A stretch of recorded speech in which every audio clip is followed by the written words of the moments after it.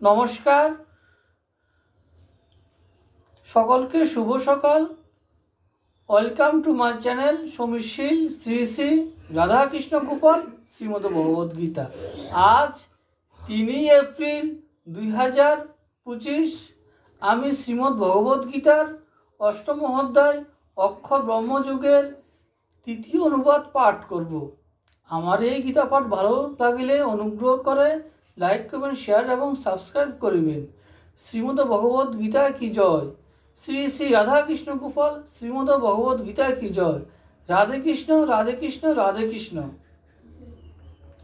শ্রীকৃষ্ণ উত্তর করিলেন, যাহার নাম নাই অর্থাৎ পরমাত্মাকে ব্রহ্ম বলে, সে ব্রহ্মই জীব দেহে থাকিলে তাহাকে অধ্যাত্ম বলা হয়। যজ্ঞ প্রভৃতি যে সব কাজের ফলে প্রাণীদের জন্ম ও বৃদ্ধি হয়, তাহার নাম কর্ম।